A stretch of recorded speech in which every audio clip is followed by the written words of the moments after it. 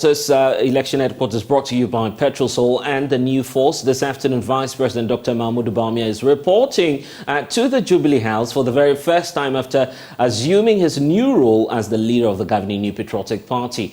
We know that the second gentleman of the land was taken by surprise when presidential staffers and appointees at the office of the president, as you see on the screens there, decided to honor the vice president with a guard of honor and the presentation of a bouquet of flowers on his election as the flag bearer of the governing New Patriotic Party. We'll be telling you more shortly and also telling you more about what political watchers are describing as a historic feat for the governing New Patriotic Party. Looking at what the vice president did over the weekend, Dr. Bawumia becomes now the first Muslim and Northerner to lead the governing New Patriotic Party since its inception. And there you have, of course, the vice president stepping out and being received by the presidential household in your shots there. It's simply because of the exercise that happened over the weekend, which many of them are elated about. But my colleague Samuel Mbura has been looking at the entire exercise over the weekend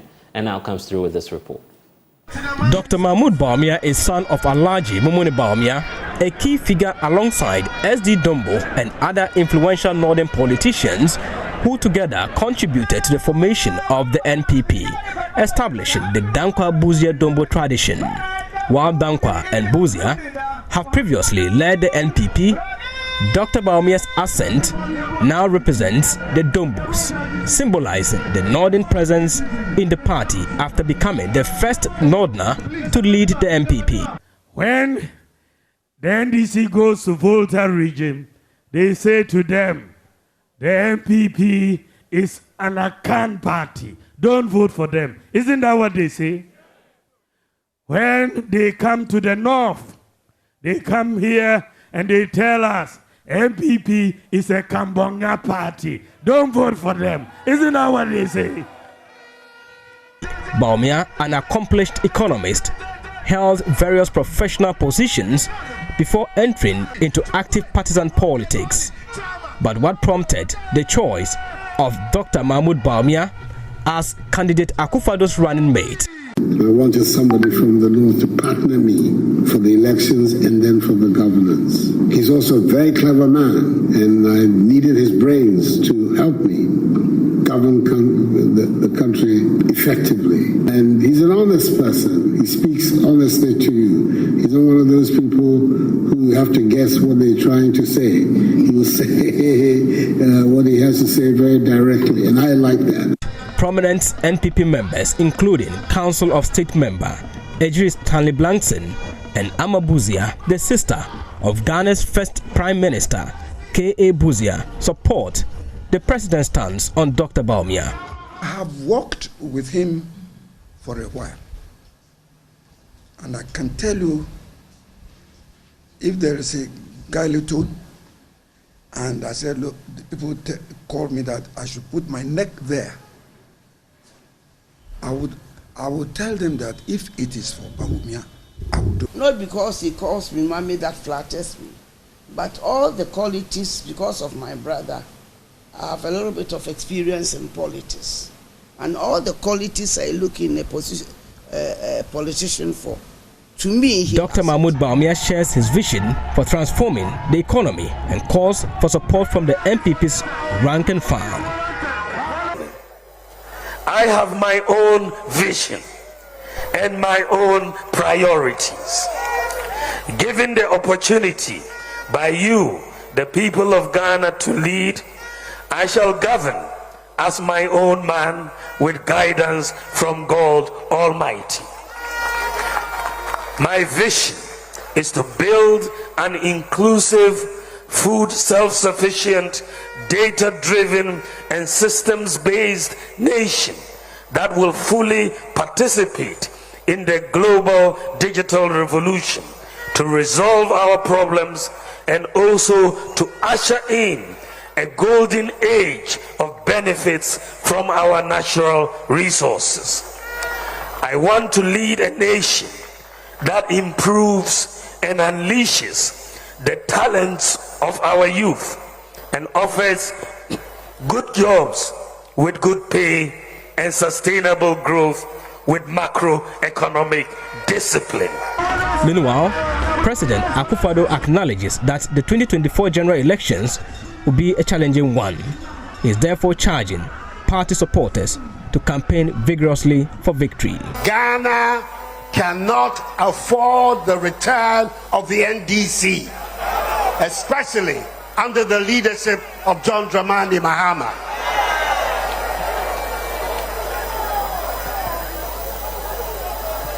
So let's all pull together. We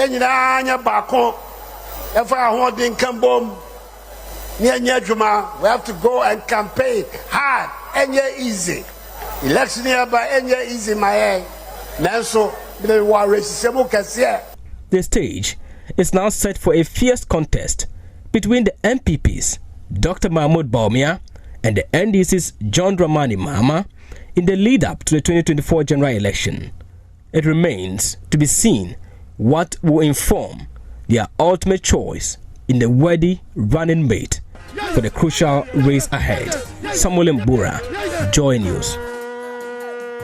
And there's absolutely no doubt that the citizenry are actually brandishing their cards waiting for the 2024 elections. Well, it was all joy today at the seat of government as presidential staffers and appointees at the office of the vice president decided to honor the vice president with the guard of honor and also the presentation of a bouquet of flowers, just celebrating the victory of the vice president. Well, the vice president has been addressing the gathering there, telling them to get back to work for Victory 2024. One man who's been monitoring all of that for us, Latif Idris, was there when it all happened. Latif, thanks for joining us.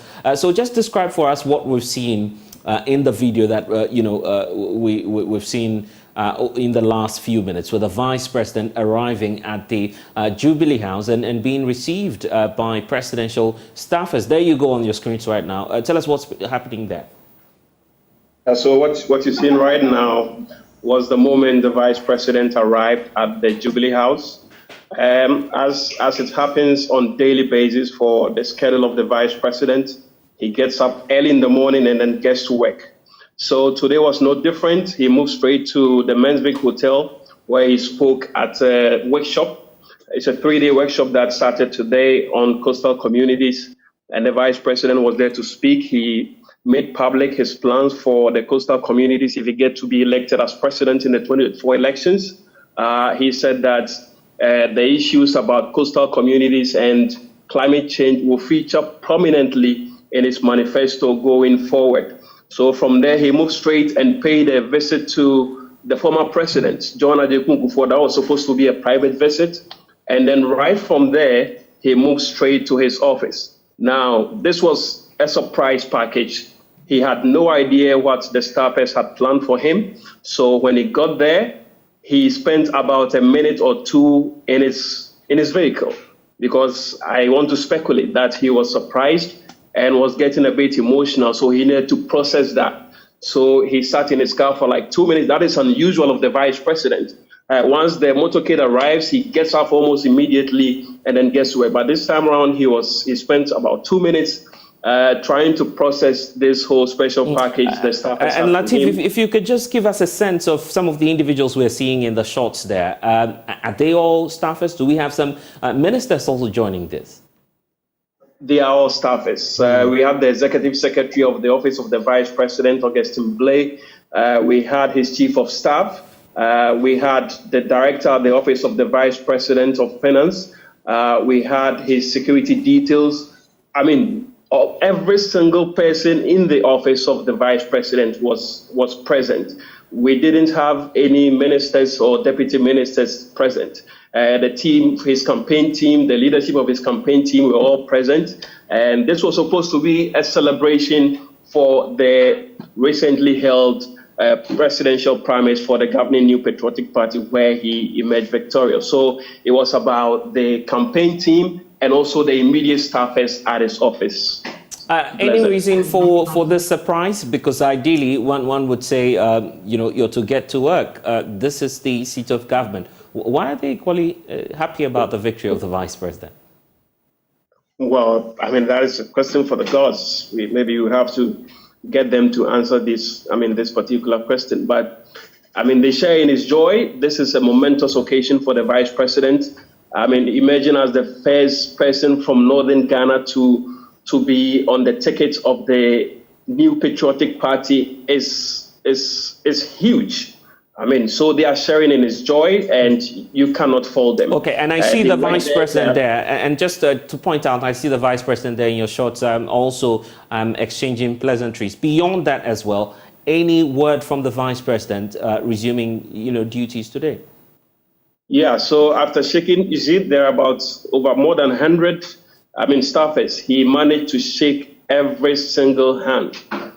And just after that, he managed to say a few words. And what he said was that just celebrate today, and from tomorrow, make sure you get back to work, because the main task is to win the 2024 general elections. And that is what we should be working towards. And so today you are spared, you can celebrate, but he expects that going forward from tomorrow, every single one of them will get back to work. We can take a listen to the Vice President. I want to thank all of you for the hard work and support that you have given me in this journey to become flag bearer and presidential candidate of the great New Patriotic Party. You've worked very hard. I know sometimes I've been a hard taskmaster, but I think it's all worth it. And I want to thank you. But this is only stage one. So after you celebrate this afternoon, you start work again. And then we move forward, because there's a lot of work ahead. But I cannot thank you enough. You've been the best staff I could have ever wished for. So I thank you. God bless you, and God bless the New Patriotic Party, and God bless Ghana. God bless you. Bye-bye. So now the Vice President will be presented with a bouquet. He'll be presented with a bouquet of flowers here by the staff. On behalf of all your staff and all your loved ones, we present to you this beautiful bouquet of flowers to celebrate your victory. Yes.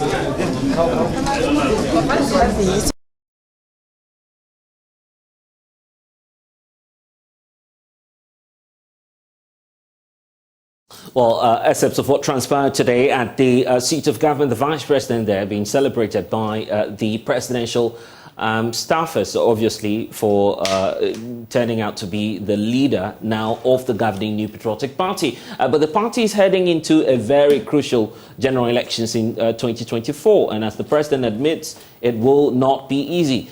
So what's the strategy of the governing New Patriotic Party going into the next elections, knowing so well that there are some questions which remain yet to be answered? So let's get some answers, attempt them at least. Haruna Mohammed is Deputy National General Secretary of the New Patriotic Party. He's joining us in studio now after a very long weekend, I must say. And of course, it takes a lot of hard work to show up in the studio at this time. But congratulations, of course, on having a very peaceful exercise, as it is being described by every political watcher, looking at the NPP's presidential primaries. Did you expect it to turn out this way, looking at the level of rancor, as some would describe it, and also anxiety greeting the process leading to your presidential primaries? It rather turned out to be very peaceful.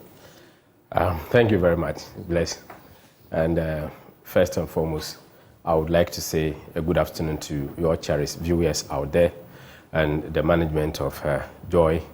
You have been very supportive and helping us to be able to project the happenings and what the election entail, asking the right questions to be able to make sure that the general public get to know what the processes are, and to make sure that the true fairness of the process encourages engagement and understanding, so that it will have cohesiveness in terms of how it is done. You asked a very big question, whether I was expecting that. Yes, sure, because considering what we put into the elections, I think that we were very expectant of what happened on Saturday, and the entire party is very much elated. And I take this opportunity to thank the national leadership of the party for the first time that such a national election is going to take place, for us to see the national chairman, the general secretary, all the vice chairmen, look at national organizer, the deputies, the youth organizer, women organizer, everybody stayed true to the fact that we need to unite the party, and nobody went ahead to go and support one candidate or the other. And this is something that this current leadership has shown is very unique in terms of how organization is being done. And if you look at the elections committee, that is supervised by Right Reverend, Right Honorable Professor Michael Quay. Yes. I think that he has distinguished himself. He has shown that he is a diplomat. He has shown that he has been a history professor for very good reasons, and he has been a law professor too for very good reasons. And I think that all the members of the elections committee need to be commended. I think that the National Council, at the appropriate time, will look into their work and see how they should be rewarded. I think they should be rewarded for this particular excellent job done. And what was instructive was that some of the candidates themselves, they've conceded that this was a transparent process. The likes of Kennedy Ejapong, who's coming up as first runner-up in the election, he had concerns going into the elections. We've seen some other candidates, the likes of Alan Kojo-Trematin, who's now out of the NPP, say that the process wasn't fair. But that same concern was raised by Kennedy Ejapong. But on the night of the declaration, he indicated that the process was free and fair. Do you see that as a tacit endorsement of the kind of hard work or the kind of work the leading figures of the NPP, had put in place to ensure that this process will be transparent? Bless, this tells you how processes in the New Patriotic Party works. If you look at the constitution of the party, clearly it demonstrates that everybody has the right within the remit of the party's constitution to complain and to petition, to lodge it at the appropriate headquarters of the party. After the 26th August elections, we heard a number of things. Many other party people reported, petitioned the party. Matters were referred to a constitutional body of the party in line with grievances procedures, and matters were being looked at, assurances were given them, platforms were being created for people, these aspirants, very respected members of our party, and every little engagement, every information that people, delegates, party members, media needs, we provide, just to ensure that transparency will be the order of the day. You can see from the way Kennedy mentioned it, had to recommend and say that the election truly was free and fair. Nobody can coerce Kennedy to say what he said. And I think that he said it from the bottom of his heart. And I think that I truly respect that man for that show of statesmanship, that show of patriotism on that particular day. We'll see about the issues relating to party unity post the presidential primaries. Some are describing, of course, the handshake and, of course, that joint fellowship declaration that we've seen amongst all the four candidates as artificial. That's the description of some. We'll get into the details about that. But some, shortfalls about the democratic exercise that we've seen. The aspect about allegations on vote buying or influence peddling or whichever way you want to describe it, just to try and convince the delegates or influence them with cash, with money, to decide and to vote for whichever candidates they would want to vote for. We've seen all camps of your presidential aspirants confirm that indeed they gave at least 300 Ghana cedis to delegates to vote. Why is the NPP, a party that prides itself as having lawyers and a party that believes in rule of law, giving money to delegates to influence their votes? I can't remember hearing any of the aspirants say that they've given money to the delegates to influence them. What I heard from them is that they are supporting them with transport. You saw that the National Party gave transportation to each of the delegates that came to vote. And the aspirant, what I heard them say was to support them. Perhaps what we have given them is not enough. We gave 50 cedis as transport. Okay, so this is from the political party. Yes. The party yes, as transport. You gave 50 cedis yes, for transport. as transport. So 50 cedis is not enough? Maybe that is they also want to support them with transport, and that's what they said. None of them said that they have given money to influence them. And I think that this particular election, the results that you are seeing tells you that nobody has influenced anybody in this particular election. No, but if I pay you, you'd vote for me. It's not goes without saying, isn't it? It's not a pay. They said they supported them. If you give me 300 cedis, I give you 400. Do you know that there's a saying that too much meat doesn't spoil the soup? Oh, I see. Yeah, so the meat is for the vote? So if too much meat is not for the vote. It's transport. They are giving them transport. Yeah, but and this happened. John Mahama gave. And even in the end, he gave 50 Ghana cedis, isn't it? No. To pay the calculation, you do that all across the country. Even in their conference, we saw money flying. Money was flying with so many wings. I see. And you're doing so. In a jura? You didn't like it. We never flown any money. But you're giving 300 Ghana cedis. I have not seen it. I only heard you saying, and I heard other people, but I have not seen anybody giving 300 cedis out. I only heard that they have given some money to support transportation. Haruna, are you a delegate of the party? A delegate, of course. Oh, I see. So you should be smiling home with at least 1,000 or more, or 2,000 or more Ghana cedis because you accepted the transport. Unfortunately, during the super delegates conference, I never met any of the presidential candidates. Oh, really? I did not meet any of them before going for voting. I was on national assignment. Okay, so you are an exception, but we've seen. So, but there are videos. Even in this election, I did not meet any presidential candidates. I did not meet any presidential candidates. Really? Okay, so here's what we'll do. Let's listen to some of the delegates complain. Even some of them complain about how they've not received the 300 cedis that was allocated to them. Let's take some of the accounts and we'll have Haruna respond to some of these concerns. Oh yeah, delegate to be a hunter. Yeah, me wani wadenta, honorable Ken Sikano. Nipa miensa akuche sikani nyina. Nipa 17 wa album. Nipa miensa. One police station chairman. Ya friend Kofi Eboa. Ono I provided emu 6,000 aba. Ye ko yire omko kunto pa no. For the 6,000 aba, ba ko the poor omu mienu nyina the same police station. Ono so the 7,000 asmu bia mane de aba. And one your former deputy coordinator ono so na yire ebia kodi no ho ono so de aba. Aka Rollins, yes ba ko the Rollins. Ono de oti lakeside ono so this kind of journey. Ye hu until nipa 70 no, nipa 3 no, o ma chiska ni nyina ayanyam 1 cedi up till now I go to 2 o'clock no. Na bu kan sika ni ensan kan. Na ese delegate bia nya se. Ese delegate bia nya 300 Ghana cedis. And nipa ni ensan nipa 4 Kofi Yeboa Rollins, Paul, and a lady back who come home. Almost 4 no, almost for scanning. I ain't 1 little now. Other candidates for the name will be as other candidates so far in Saka. Bawumia the saying so far Bawumia the 400 Ghana. Be an Saka, be an Saka. If we are to be a single, be an Saka. If we are to be an Saka. So far Bawumia the 1 Saka.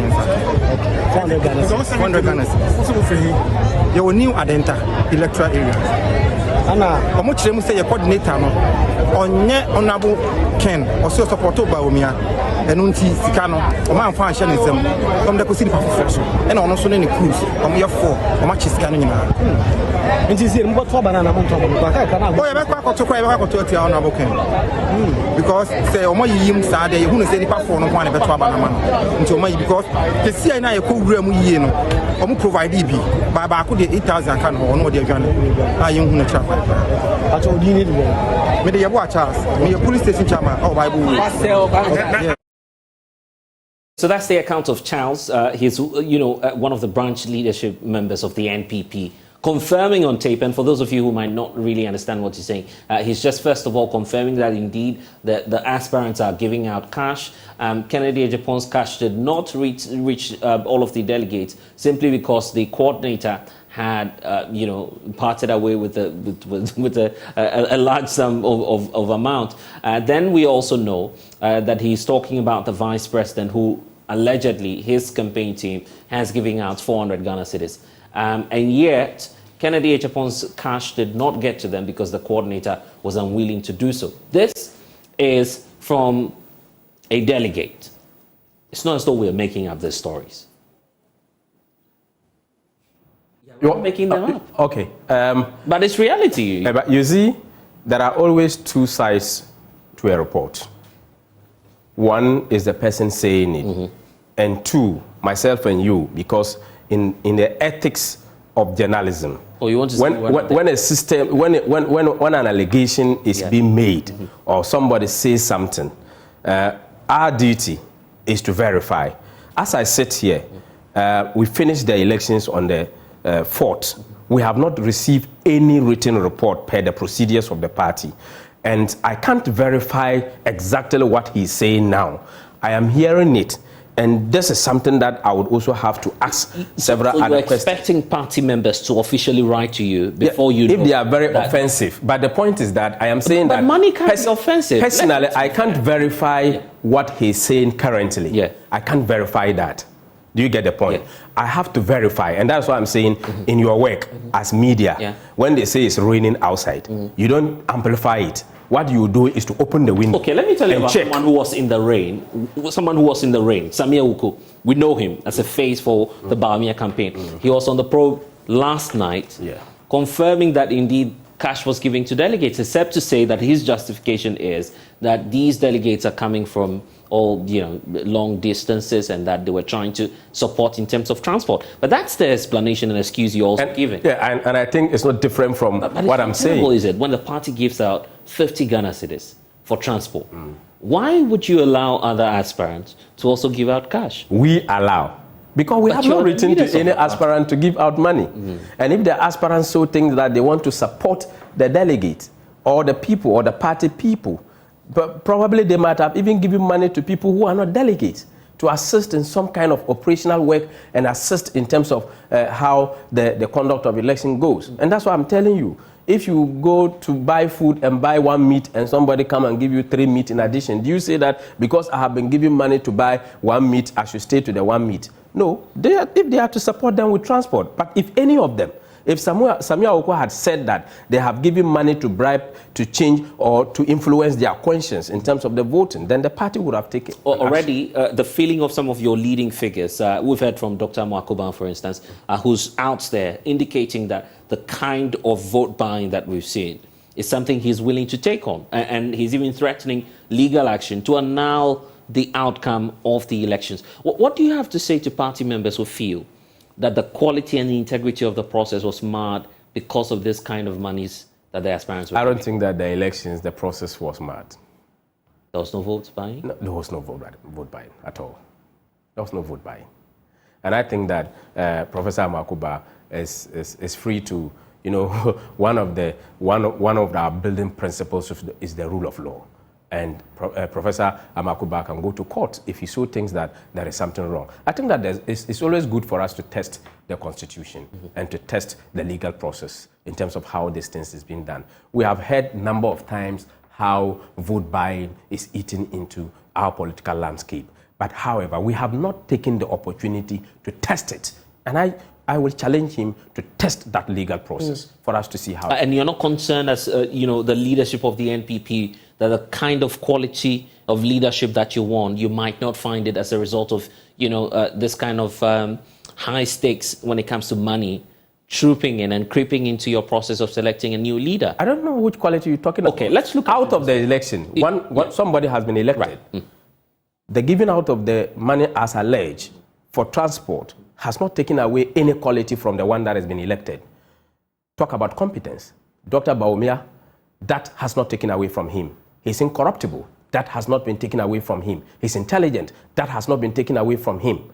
He is very innovative. That has not been taken from him. There is no single quality that is relative to the elected flag bearer of our party that it is taken away from. And I think that those qualities are intact. And the MPP has always been a beacon of democracy. And that is what we look out for. We set the pace. Look at 277 centers, 331 voting booths. We went into that election, we came out, and it is very peaceful. We all know who Kennedy is. And for him to admit, not in private, but publicly, it tells you that even in Africa, the MPP need to be consulted when it comes to the organization of peaceful elections. You're a party in power, you're in government, you agree. What would you say to Ghanaians who say you're abusing incumbency? You're perhaps leveraging on state resources to give as much as 400 Ghana cedis to delegates simply to exercise their franchise. I disagree with the point that money has been given to people to exercise their franchise. I disagree. The people who were stakeholders in the elections, you just mentioned one, that they said they were giving them transport, which I can give you any amount of money for transport. It is not defined. If you give me 200 Ghana cedis for transport, I ask myself, if I'm going to the north, what will I use it to? If I want to enter a flight, how much money will I need? So the amount of transport that I'm giving will define the comfort I will want to give to myself in terms of transportation. I see. So if they give them transportation and they clearly define what they have given them, and we still want to mistakenly consider it as vote buying, then I'm very much. On what basis did the NPP, as a party, arrive at the amount 50 Ghana cedis as that ideal, equilibrium for funds that you disburse for each and every delegate for transport? What informed that decision? Bless, in budgeting strength count. I appreciate that. Yes, so if strength actually counts, you also look at your strength and then look at what you can provide. So your strength as a political party was 50 cedis at that particular point in time, that was what we could provide. What were you targeting as the ideal amount? There's no ideal, it's what you have. If you go targeting something you don't have, that is why you get deficit. So you target what you can do, and that is exactly what we did. That was what we were having at hand. And we did explain to them. The people did understand why we did so. And that is why you have not heard any complaint from the delegates of the party with regards to what we have given at that particular point in time. And that tells you that if we were to abuse incumbency, then the party would have been given much more money than what we did. But we clearly did not abuse incumbency. What do you say to the likes of Charles who've seen in this video saying that people have, absconded with the money? I am very much constrained. You don't want to comment on that? No. But it happens. You're an experienced politician. You know what he's talking about. I'm very much constrained to talk about something that I have not taken the opportunity to clearly establish. But you are the one encouraging it. You say it's fine. It's fine for the aspirants to support in terms of transport. Now, if someone takes your transport money away from you, they would have denied quite a large number of your delegates from voting, isn't it? Because I can't verify that, because this is clearly an allegation. You doubt your own party members? Not doubting my own party member. He has made an allegation against somebody. The person is not there. Myself listening to it did not have the opportunity to verify. I did not also get the opportunity to interrogate him, to get clearly the fact. But I'm just listening to him on a national television. Right. That is his side. But if I were to be closer to him, I would have asked the right questions, as you are doing to me. So just by way of being curious about this, what's the next line? Are you opening your doors as leadership of the party to receive complaints after this exercise? Is that something you're willing to? Sure. Including these kind of complaints. Our doors are open with regards to any complaint, not only at the headquarters of the party, but at the very constituencies where these activities are taking place. Anybody that feels that there is something that went on and he's not happy with that can't lodge a complaint. And we have complaint procedures in our party. If you go to read Article 4 of our party's constitution, discipline and grievances procedure, if it is happening at the constituency level or it's happening at the polling station level, you have to petition or report to the constituency executive disciplinary committee. If it has happened to a non-elected appointed member of the constituency executive committee, you write or petition to the constituency disciplinary committee. If it is about a constituency elected officer, you petition to the regional disciplinary committee. If it is about a regional elected officer, you petition to the national. If it is about appointed regional executive officer, you petition the regional disciplinary committee. And these are the disciplinary procedures in our party that we encourage everybody. If you are a young person, if you are a woman, if you are a man, if you are old, if you are whichever position, if you don't hold any position in the party, it is you, I, him, her, that we can come together to be able to build this party based on the structure that has been given your to. grassroots will definitely come after you, asking you for you to allocate where the monies are right now. Since you say which monies. Since you say you have to verify what the cash is. No. I said I could not get the opportunity to verify from the one talking. Yeah, they'll come. Don't worry. They'll be in your office very soon, asking for where the money is. But let's talk about the next chapter, of course, because now you have a leader for the party, Dr. Bawumia, who you've all acclaimed, the president, the chairperson of the party, the secretary. You share that vision too, I believe. But the outcome of the election is what the opposition party is already questioning. That you have for the very first time a presidential candidate winning with such an abysmal margin as it's been described. What's your take, first of all, in terms of the margin of victory for Dr. Bawumia and what that signals, first of all, within the New Patriotic Party and to the people of Ghana? Bless, thank you very much. Dr. Bawumia has always said one thing, and today I quote him. And we in the MPP continue to say this, and I clearly now get the understanding why we have those problems with the NDC. It's either they read, they don't understand, or they listen, they don't comprehend. That is where the problem is. You see, Dr. Bawumia is the first presidential candidate on his first attempt to get that percentage that we have gotten within the New Patriotic Party. In his first attempt, you all know that Dr. Bawumia has never attempted to become flag bearer of the party. This is his first attempt, and he gets 61.47%. Who, again, in his first attempt, got the nod was Professor Edubwahin. In his first attempt in 1992, together with former President Kufuor, he got 56.6% in his first attempt. Kufuor's first attempt, he got 51.9%. Akufo-Addo's first attempt, he got 47.97%. And these are factual. So if you are in NDC and you take away first attempt and wants to run with a clause that is incomplete, then you lack the understanding and comprehension. Is that entirely of what the case? They have some point, isn't it? Because I've seen the data you're referring to running into the days of Dr. Edubwahin. The point about Professor Bawumia, as I should say, the point about the 61% range. Any candidate who's had that figure, whether on the first attempt, second attempt, has never crossed to win the national elections. And that's staring you in the face. That is the history. That is the trend. Yeah, but it's also that fact, they have. Isn't it?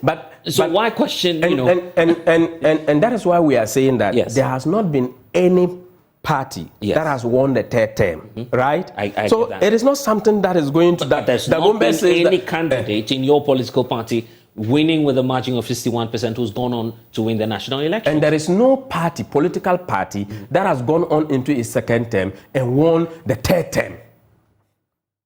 And that's a fact. That is also a fact. Yes. And we seek to break that. And in seeking to break that, we are going to use this percentage gotten through this competent personality within our party to break both.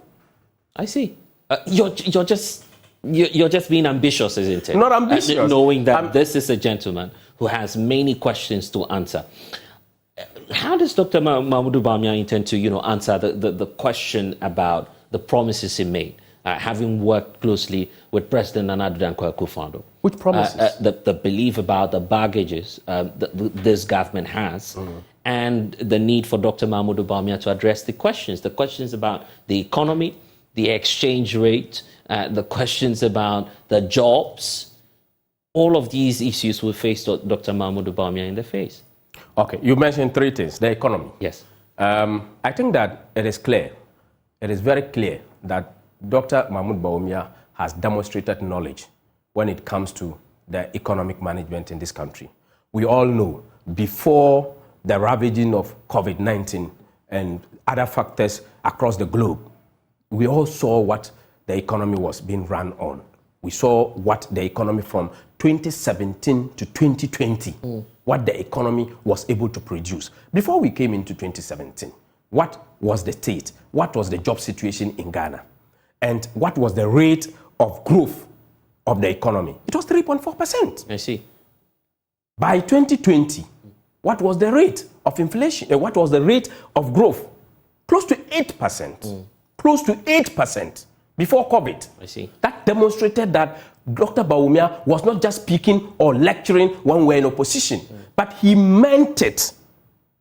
Do you get the point? I see. And when he demonstrated that and COVID came across the globe, you saw that even the United States of America was running in what? Negative. And now in terms of growth. His own words will come back to bite him. He says that, and just quoting one of his former public lectures, that how can global phenomenon be the only reason, the only factor hitting Ghana so severely that it's not reflecting in at that time, what was the global phenomenon? But we have a same situation. No, it's now, not same. It's not look same. at the sub-region and just look at the countries surrounding us. They're doing relatively better. At that time, tell me what was the biggest global phenomenon. There was no any it was internally inflected phenomenon. Whatever the case, it was internal inflected phenomenon. In fact, the vice president himself is admitting that our economy is not as effective as it should be. And that is the truth that the MPP will always tell you.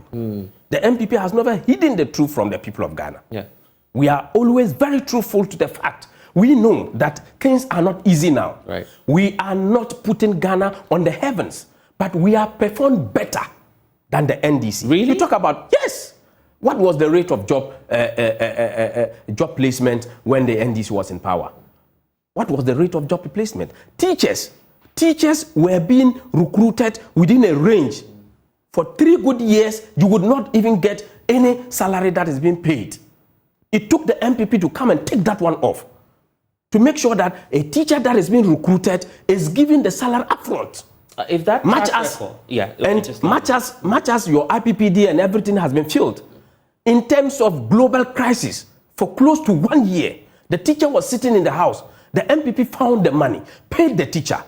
We made sure that the number of teachers that was recruited because of the double track system, look at the huge numbers. Over 8,336 of teachers were being paid. Look at the huge number of teachers. Look at the security service. Look at local government. Go and check the record of job placement. Look at health, paramedics, medics, and all the recruitment that has taken place. Why was the recruitment not going on? Because somebody had gone to IMF and said that we lack policy credibility. Credibility is very key to every nation. But somebody went there and said that we lack policy credibility. Policy credibility was that if a graduate finishes school in your country, that graduate should not get a job. If these are records that you are proud of, why are you not selling that to the people of Ghana? The president himself on Saturday, I was there listening to him, says that the 2024 elections, the campaigning will not be easy. His words will not be easy for the New Patriotic Party. Dr. Bawumia comes and admits that there is a challenge. Then he says he'll be his own man. Sure. If the records are so good, why not, latch on to the records that your boss has said before? He can't campaign without the baggage of the Akufo-Addo administration. I think that this pause program is not for only for people of Ghana. I know that too well, but I'm asking you, I'm just supposing these statements. The man says we've delivered. If indeed they have delivered, and you have delivered, why is the president, the vice president, now promising us that he's going to be his own man? If you note it very well, he's going to be his own man because he's a punchline. Go and read my first coup d'etat. If you read my first coup d'etat, John Mahama tells you, is it page 64 or 34 of my first coup d'etat? He said in that book, as a young man riding bicycle down the lane, I could not take a decision on my own. That was what he said. This is not and when he went, I'm telling you that it's a punchline. He's telling you that he's a man on his own. So we lo and behold, when he became a president, he appointed 3 wise men. This is not about John Mahama. But you can't speak for John Mahama. I'm saying that if Dr. Bawumia is talking, cannot speak for John Mahama. But the point is that if he's talking, when you listen to him, you need to decode what he's saying. He's not just saying that he will be a man on his own, and it looks like he's saying something else. He says, and this is the second time he's saying this. The first time was when he picked up his nomination forms, returned to the party headquarters. He was very emphatic on that, he will provide a new vision, his words, and will be his own man. He's repeating that on, this very same day in front of the president when he's elected to be new leader of the NPP. I think that is very good. Yeah, so that's a very good how does this connect to John Because Mahama? somebody was there. That this is the vice president who's worked closely with President Akufo-Addo. Yes, but he's going to be his own man because he's going to be the president. He's not going to be a co-president. Remember, Dr. Bawumia currently, his role is to assist. You get the point. You're telling me. I'm not in government. You're confirming that. You know that the role of the vice president is to assist. Yeah, but if he becomes president, his role is to insist. So if you are not a man on your own, you can't insist. So he's very clear in his mind. You heard the president state the reason for which he brought the vice president on board. He describes him as a very clever man. And that is true. Would you bring a vice that you do not believe in? But the president has never said that he doesn't believe in him. Yeah. He never said so. I agree. Yeah, so... Yes. So when he says he'll be his own man, now you get the connection. He's going to be his own man because he will take his own decisions. He will take his decisions. He will appoint some wise men to come and take decisions. Are you telling the people of Ghana now that when you go on the campaign, very soon, as we know you will be doing, you're going to tell the people of Ghana that Dr. Bawumia cannot answer for the sins of the past government and cannot answer to some of the critical policy measures that was taken by the NPP administration? Bless, we can't win 2024 elections without the record of Akufo-Addo. We can't. We are going to win these elections based on the record of Akufo-Addo, on the record of John Agyekum Kufuor. We are going to win this election based on their record. So we will never run away from any record of this government for which Dr. Bawumia is the vice president. We will never run away. And when you say you have a solid team, do you still have that? He's pointed out a number of individuals, mentioned names as those serving on the economic management team. Yeah. He chairs that, I believe, committee himself. Do you feel that he's performed creditably in that? I think he has been able to discharge his duty very creditably in the midst of global crisis, in the midst of sound economic features and indicators.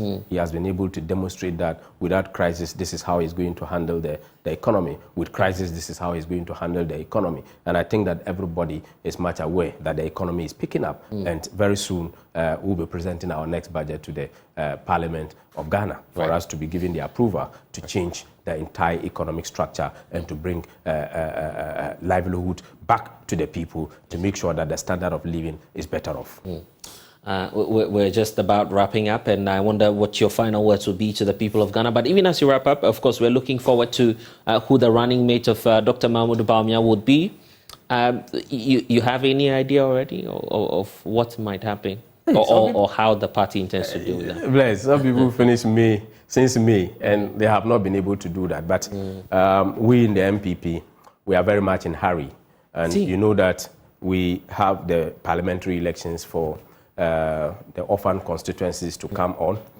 Probably the General Secretary will be announcing the various tentative dates to make sure that we stay in line with the election. No election will exceed 3rd of December rather. So all these things are things that we have to look out for. We have elections in February, and we tentatively will have to look. We just finished the elections on Saturday. I think that the new flag bearer. The calls within your party to use Kennedy Ejapon is growing. Would that happen? I think calls are legitimate, but the party seizes the power in opportunity. Someone who controls 39%, or 30% plus of. Yes, I'm not the disputing delegates. that, but the constitution of the party will be at work. It is very clear in the constitution of the party how a flag bearer is chosen and how a running mate is chosen. Will Kennedy Ejapon make a fine vice presidential candidate to Dr. Bawumia? I can't be very straightforward on this particular factor because I don't know the interest level of Kennedy Ohina Japan.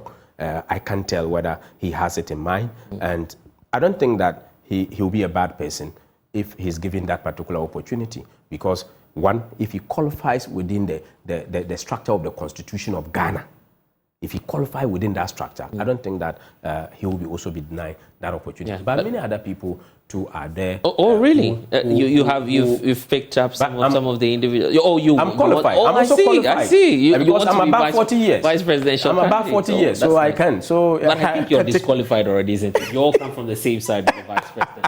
So but it's possible. You still? But it's possible. It can because it's the Constitution did not say the president and the vice president should not come from one place. I see. You're just swerving me. I'm finding a nice way of swerving me. But anyway, the name will come out. We'll all be here to see who that will be. Sure. Any final words? Maybe it may be you. So that's why we're having the conversation. What I would have to say is that we have finished with competition. There is the need for us to come out for cooperation. Nobody should undermine the effort of all the other presidential candidates. Let's give them that needed respect. All supporters, if you are supporting Ken, if you are supporting Adainimo, Akoto or Bawumia, there is no contest again. The party has not opened nomination for any contest, and we call on everybody to leave any contest in mind, any support in mind, and support the New Patriotic Party. There was no loser, there was no winner. It was the MPP that won, and we had the new flag bearer in the person of Dr. Bawumia for the 2024 general elections. Bless, I want to promise you, we are going to win 2024 general elections. Ghanaians will decide. That's the beauty of democracy. I'm grateful, Haruna Mohammed, Deputy General Secretary of the NPP, for joining us. We stay on politics because there's a lot happening in terms of the national exercise as well, because the voter exhibition centres in the Bosonchi constituency are recording as low as 5 individuals checking their details. Electoral officials believe that the electorates are not turning up on conviction. Their names are rightly captured in the album, and of course, following the participation in previous elections, there are concerns that a lot more of the electorates would have to turn out to check if indeed their names are captured on the rolls. We have more in this report by Emmanuel Brightquaku for you. It's mid-morning, and these electoral officials at Kontinase in the Bosomtwe district, after setting up their materials for the voter exhibition exercise, are hoping not to end the day without serving an electorate. Close to 1,000 electorates are expected to visit the center to cross-check their details, but the numbers haven't been encouraging since the start of the exercise on Friday. On the first day, a total of 15 persons turned up to confirm their details with the 2 officials stationed at the center. Angelina Quason is one of the electoral officials here. So far, I'm 8 out of 434. Yesterday, I had 8 individuals out of 434. There are 3 centers here. One official had 7. The other didn't get any. In the morning, we were here, nobody came. But we were here all morning, nobody came. It was in the afternoon that we had one person come around, and also in the evening. Time intervals they mean but they were captured during the just ended New Patriotic Party presidential primary, but the many delegates who queued to vote on the day failed to beckon the center to verify their details in the main 2024 voter register. After close to 3 hours of waiting, the officials had their first electorate for the day.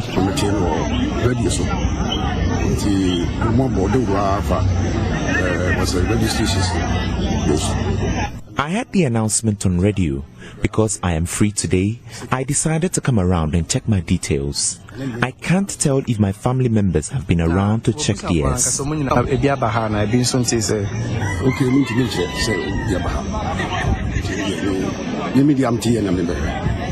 Although announcements have been made to the public through the community's local information center, many failed to turn up at the center. According to the EC officials, many electorates believe their names are rightly included in the album owing to their participation in previous voting exercises.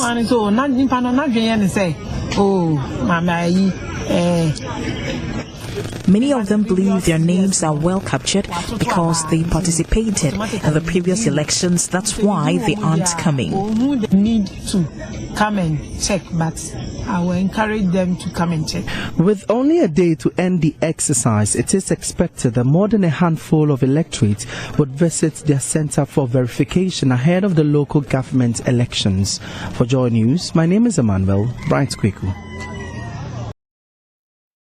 And it's been 5 days since the health minister ordered the immediate reopening of the renal dialysis unit at the Kolebu Teaching Hospital. I will be getting you some updates on that very shortly, plus taking you live to the hospital facility where we're expecting a press briefing on this one, but we're taking a short break. When we get back, we'll give you some updates. Please stay. It's been 5 days since the health minister ordered for the immediate reopening of the Kolebu Teaching Hospital and its renal dialysis unit, especially to outpatients. But Joy News is learning that the facility remains shut.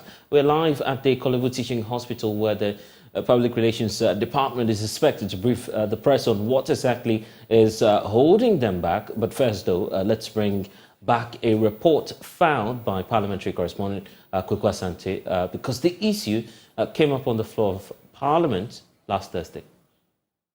A frantic appeal to the Kolebu Teaching Hospital to reopen the OPD of its renal unit to save lives. Already, the Renal Patients Association says a dozen of their colleagues have died following their inability to access healthcare services. According to Minority Spokesperson on Health, Kwabena Minta Kando, government must intervene to get the facility reopened immediately. Parliament as a whole should be deeply concerned about the persistent closure of the renal unit outpatient department at Kolebu Teaching Hospital. This situation has far-reaching implications for the well-being of dialysis patients in Ghana and raises serious questions about the commitment of government to transparency and accountability in our healthcare institutions. In the initial case of the facility's closure was attributed to scarcity of essential medical consumables required for dialysis. When dialysis medical consumables were finally procured, the service saw an unprecedented increase in fees from 380 Ghana cedis to 765.42. The Minister of Health and the hospital administration must, as a matter of priority, address this situation. The denial of essential healthcare services is a severe violation of patients' rights and a breach of public trust. We implore the government to work diligently with the hospital to rectify this situation and uphold its commitment to providing accessible and affordable healthcare service to all citizens. The paramount objective must be the prompt reopening of the renal unit outpatient department and the provision of essential subsidies to ensure that healthcare services are accessible and affordable for all citizens. This call has found support from the majority leadership. Today, I fully associate myself with the call for the minister to be programmed to appear. That is something we cannot compromise on. He must appear. And especially in a matter about the lives of our citizenry, we can't take for granted. It can happen to any of us. And so I'm fully associated with that call. It's about the lives of our people. Whatever it takes, he must appear. We must program him to appear and to brief us. Immediately, the Kolebu renal unit should be open immediately. And there are some other actions that have been taken. That is why I'm emphasizing the call. As we need you to bless this call that the minister should be programmed to come and make this statement formally on the floor of Parliament. He can't sit in his ministry and engage the media and make this statement. He must come to the representative of the people and make this statement formally in the House. The Speaker has since summoned Health Minister Kweku Menu to appear before MPs on this urgent matter. To come and brief us on the closure of the renal unit outpatient department and the upsurge of kidney-related problems in Ghana. I mean, the minister should come and tell us something. Almost everywhere, people are talking about the kidney-related problems. You should come and tell us if the NHIS issue can also be captured in relating to kidney-related issues. I mean, you should come and tell us and to the extent the whole nation. So that is my directives. The Renal Patients Association says its members and other kidney patients are dying, and more will die if government does not impress upon the Kolebu Teaching Hospital to reopen the outpatient department of the renal unit of the hospital. This matter has become a big matter on the floor, and in a rare show of bipartisan unity, MPs on both sides have been asking the health minister to intervene and get this unit at the Kolebu Teaching Hospital open. MPs say that while citizens must do their best to protect themselves of kidney diseases, those who already have contracted such diseases must be protected by the state. Reporting for Joy News, Kweku Asante, Parliament House, Accra. And of course, our latest checks are indicating that still that outpatients department is not open in spite of the directives given by the health minister. So what exactly is going on and what's the latest on the ground? Let's go live now and speak to my colleague Fred Adai-Kwarting, who's been to the hospital facility. He's joining us now with the latest on this. And Fred, we're expecting a statement from the Public Relations Department on this matter. What else have we been picking up? You've been to the facility today. What can you report? So, Lizard, I've been here at the Kolebu renal unit trying to witness the reopening of the unit to OPD, but unfortunately, that has not happened as we speak yet. I've tried to get some answers from the authorities, and what I'm picking is that there is an attempt or there is a plan to open the unit today, but because the plan has not been approved yet, because the person who is supposed to approve the plan hasn't given the go-ahead yet, the place has still not been opened. But they are saying that until the person in charge opens or gives the approval for the unit to be opened, they can't open as we speak now. So that's why we are still here waiting that maybe the person in charge might come and give the approval for the unit to be opened. You say it's closed. We know that there was a directive from the health minister. So what's accounting for that delay? Okay, so we've been trying to guess these reasons why the place has still not been opened up per the directive given by the health ministry. But it seems all the officials I'm trying to speak to, I title it, they are not able to pinpoint the exact reasons. But when I put my ears on the ground and I am listening to some of the conversations going around, it appears that there hasn't been a decision on the 4 million Ghana cedi debt, which is hanging on the neck of the renal unit. So it appears there hasn't been a proper decision on that. That is why it's appearing that the people are not willing to open the unit as we speak now. It hasn't been confirmed, but that is the information I've been picking on the ground since I came this morning. Talk about that though. What's been the reaction? Because I do understand that some patients at least have tried today, based on the directive by the health minister, to try and access the center. What's been their challenge? Okay, yes. So since I came, there have been some patients trooping in trying to access the service, but I spoke to some of them, and the information they gave me was that they were not treated.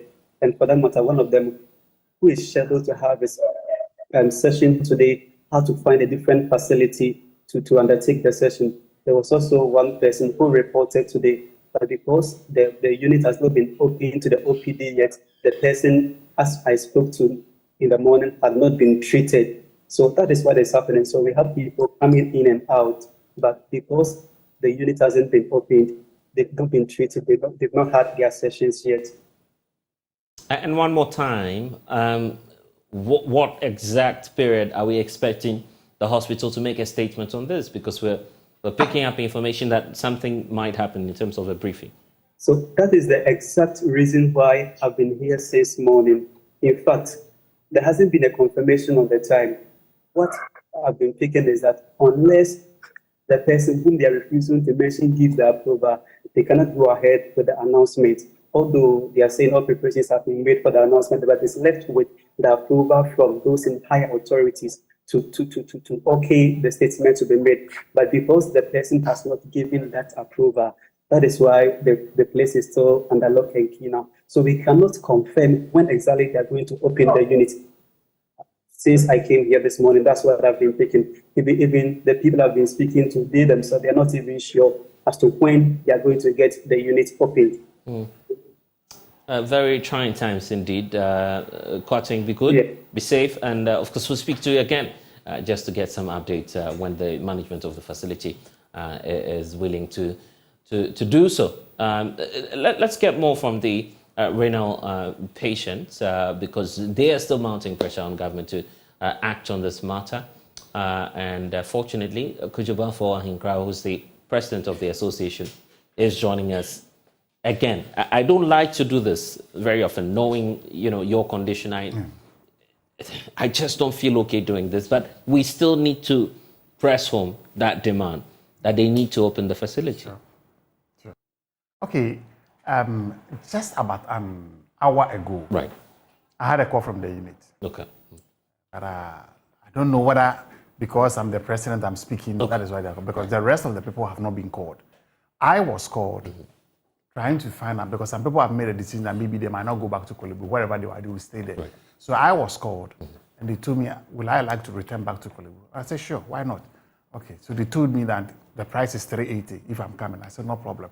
And they said, okay, then I need to do my labs and bring it back. Right. So just an hour ago, but the rest of my people, nobody has been called yet. So I don't know whether this is just to cover up or whatever it might be, because so far, I'm the only person who have received a call from a senior nurse from the unit, called me, asked me these questions, and I confirmed to him. Right. So I put it on our page that I have got the call. So has anybody else got, and nobody has responded. And that's still, suggestive of the fact that, indeed what we're reporting is indeed the case that partially the place has been closed. Yes, since from morning. Some of my people are supposed to dialyze on Monday. Like I said the other time, normally there's a schedule. We are many, about 250. So and we have about 15 machines. It cannot contain us. So there's a schedule. So normally what they do, like tomorrow those will be going, they'll be called today. Oh. And they'll give them time. Report this time, report this time. So that is the schedule. So it's almost always a very tidy process because everyone is scheduled. Yes. And you book an appointment. Yes. So it's not as though you all flood this entire at one time. They've been categorized. So Monday people, Tuesday people, Wednesday people, Thursday people. It's only Saturday they don't work. Then Sunday. So everybody has got his time and when he's supposed to report at the unit and go for a session. So if you claim it's open and then you've not called me, I have received the call. I have received the call just about an hour ago. Because this morning I went through there. And still, they were doing the same thing, the the emergencies and then the ward cases. So, but when I cross-check again, I was being told that they are now trying to find out the people who will return back, they will do a new schedule and all those things. So they were saying probably by Wednesday, they will start operation fully. Okay, so this might be a precursor to the main reopening, which means that everyone will be scheduled, but you're still pointing out to us that for now, they haven't called your members. No, they've not called anybody. Nobody has contacted me to tell me. I put it on the page, and nobody is telling me that they've called. But I have received a call that will I like to something else will be done, and that more people. But in fact, the statement was this week they will open. So I insisted when this week, so that when I'm talking, I know what I'm saying. Okay. And they say they are looking at by Wednesday. They want to take today, tomorrow to do all the necessary thing. So by Wednesday going, it will be started. That's what. But for those who do not see the picture that we're trying to paint here, let's try and emphasize that point again as to why this facility we're talking about at the Kolebu Teaching Hospital is so crucial to saving more lives. Yeah, so crucial. Because once again, I keep saying the kind of treatment that they give is one of the best you get. The kind of machines that we have at the dialysis unit. When you take Physionos product, that is the current version that we have. So anybody who understands dialysis, when you go on the machine, you could see the clearance has been very good. Right. So it's very crucial, very, very, very crucial our health. The conversation around costs, we still have to go back there because it's not out of the way. Even if the facilities reopen, you're faced with that challenge again. Sure. How do we go about that, dealing with that? Okay, like I keep saying, we have to start from somewhere to somewhere, you know. So now they say, in fact, once again, they made me understood that they are taking the old price, that's the 380. Yeah. Good. So the 380 was a challenge. Because First Sky was doing the payment. Taking care of the subsidies, right? Yes. First Sky was doing it totally for about 200 and something patients. First Sky was doing it. Right. All that they call you go for. So now we don't even know whether First Sky is still doing it. But per my checks, I learned First Sky is still doing it, but it's not confirmed, so I don't even know. So going back, 380, still there will be challenge. There will be big challenge because I keep telling you sometimes I wish this conversation does not end here, so that sometimes you walk in, somebody might even come, he finishes, he doesn't even got transportation. Yeah. Maybe ourselves, take 5, 10, they will give it to the person. So cost, like I said, it's a big problem. Yeah. So like that's why we're saying that the government should look at the tax component on those consumables. Because as we talk now, I don't know how stock Korle Bu is, because per our investigation, I learned they were airlifted, small amount. So if they are going to open, as they claim, to full capacity, my brother, and they don't do something about it, less than 1 month, they'll close the unit down. I see. That's somewhere we do not want to get to.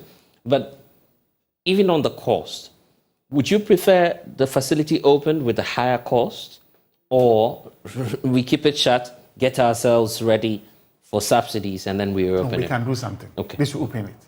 We can do something. Now they say they want to open course of the week. At least some lives will be saved. We should do whilst we plan towards it. But as I said, the last time we were here, Dr. Nsia Sasari sat here and promised that they will pay that 400 million that they are with. Has the money been paid?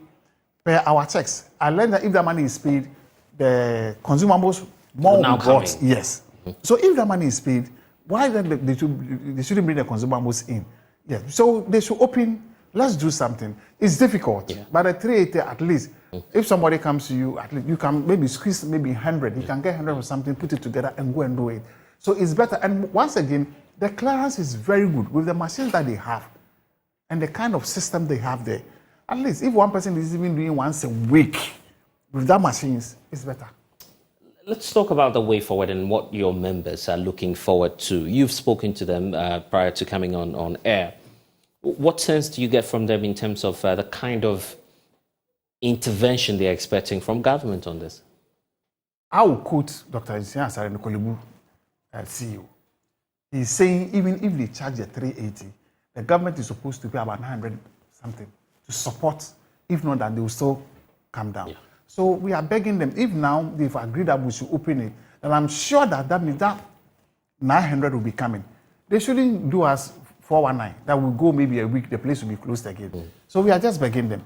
But what they just made, I understood earlier, because I'm not here to defend anybody, but the Korle Bu CEO said it categorically clear. If they reopen, the 4 million is paid, and that subsidy does not come, the unit the debt will pile. Yes, the unit will close. So I'm sure they've put in everything in place. That is why they are opening the unit now. I'm very sure that if not that, then please, we beg them, they should do all those things. But they should open the unit. Yeah. They should really open it. Because like I tell you, somebody is sitting there. I mean, one of the patients called me today. Mr. Angra, please, can you give me 200? I don't have. Yeah. I'm also thinking about myself. Yes. So I don't even have. Such a person, I don't know whether he's alive now or is dead. You don't even know. At least if somebody is helping you 380, it's quite reasonable. Yeah. It's quite reasonable. Makes a lot of sense. Then. Yes. So we beg them. They should look at it for us. Kojo, we need to go. But one more time, let me give you that opportunity to send the message across to benevolent organizations and also the authorities, because we need to keep our eyes on them. What is the message from the Renal Patients Association, and what would you like to share with the rest of the world? Yes. I always say 3 things. Government should look at the tax component on the consumables. The reason why I keep saying this is that Korle Bu has only 15 machines. We have those on admission, normally about 100 plus. OPD, about 250. These 15 machines cannot contain us. Now, if it continues, the machines work constantly, it doesn't rest, it will break down. Where do we go from here?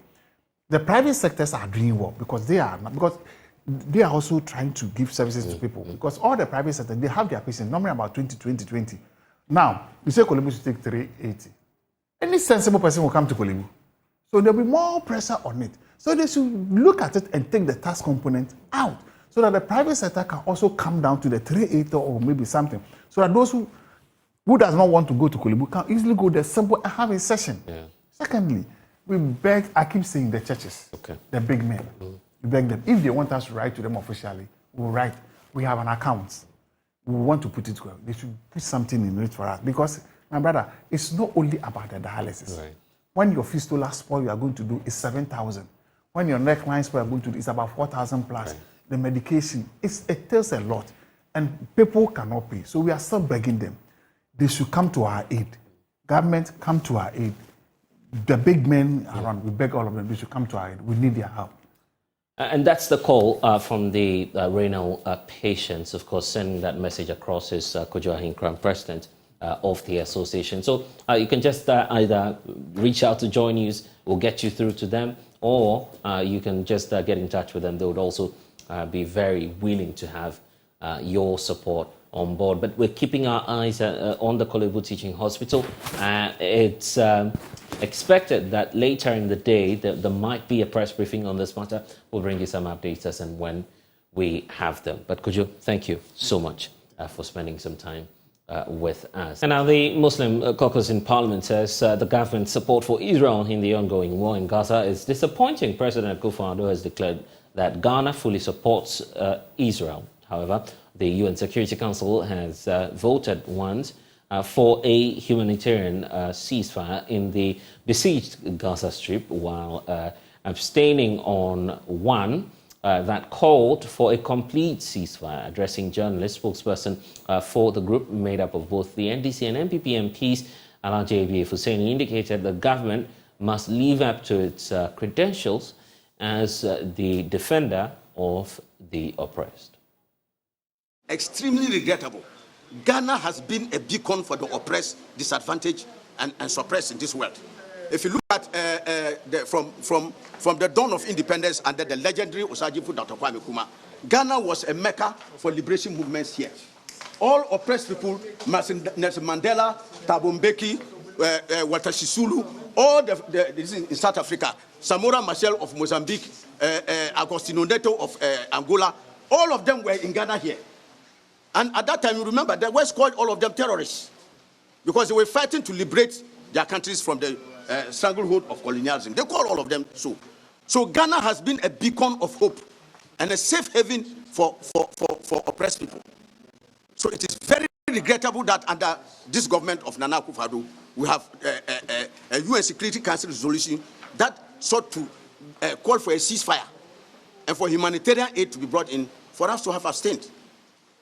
For me, it was a very sad day, saying that this was Kwame Nkrumah's Ghana, that we had let down the oppressed and the disadvantaged, for whom we have a bounden duty to stand up and defend.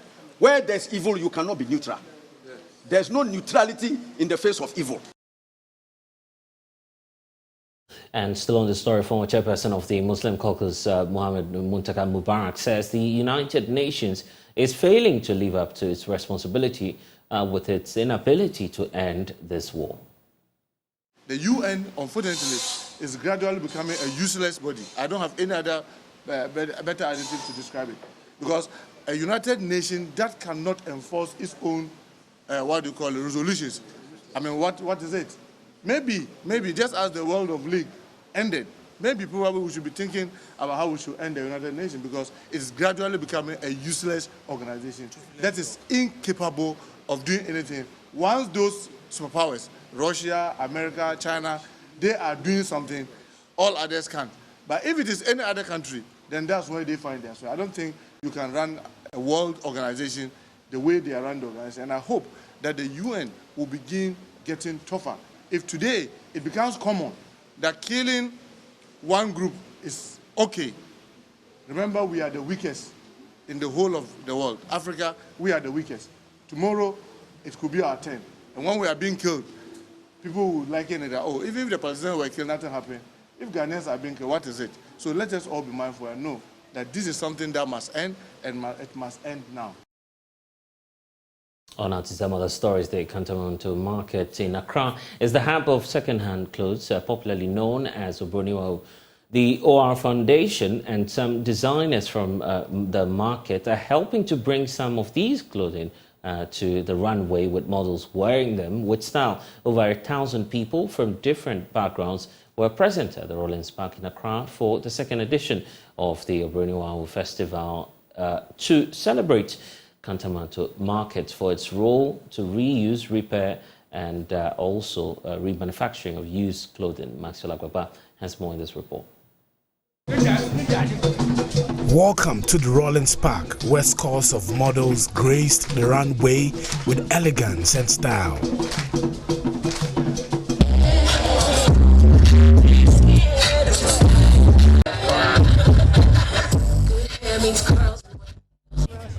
Well, the Obroniwa 2023 festival has brought to life clothes that hitherto would have been donned in Ghana's drainage system, choking and perhaps causing flooding.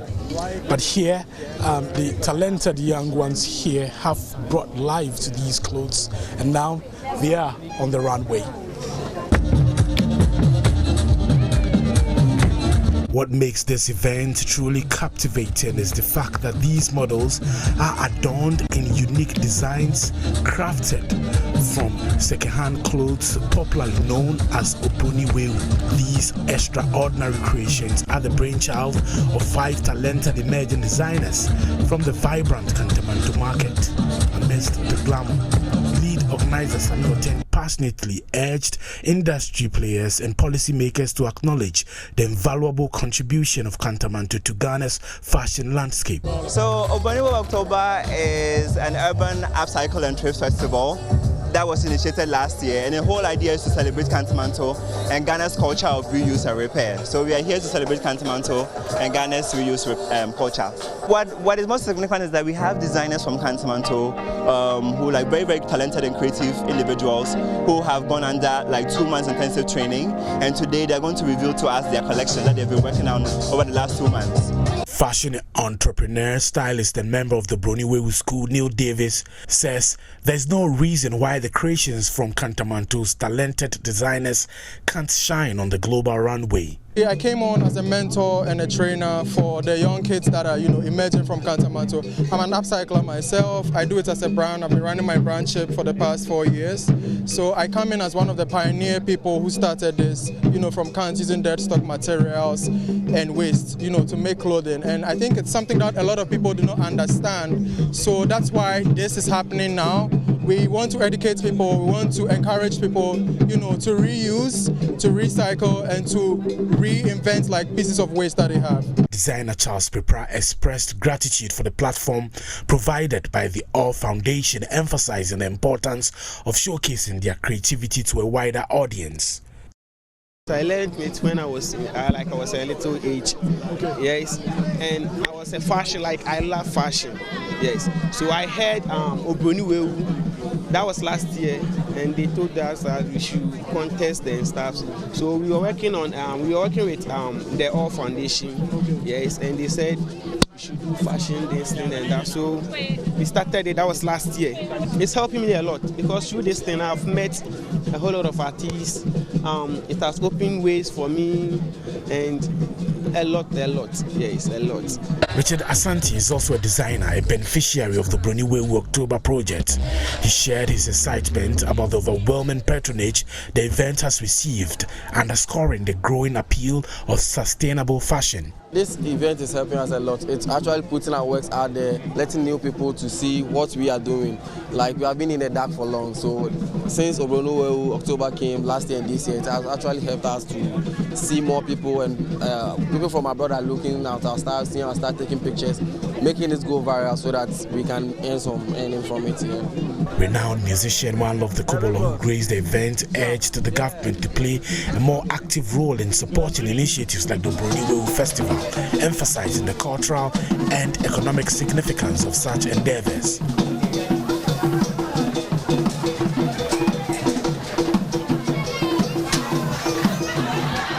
Super excited. This initiative by the OR is present, this Obroniwa October. It's giving opportunity to designers to create the most amazing things they can think of, you know. They facilitate, they support them with funds to go out there into Kantamanto and pick the materials they need to create whatever, you know, they are dreaming about. And I think it's really amazing. It's somehow a pity that it's not something initiated by the government, but we all know our government is focused on other things. And so here we are come to enjoy over months of hard work by designers, tailors, and different logistical people at the ORS present, and you know, yeah. In the heart of Rawlins Park, a celebration of creativity and sustainability unfolded, proving that fashion knows no boundaries when passion and innovation come together. Maxwell Agbagba for Joy News.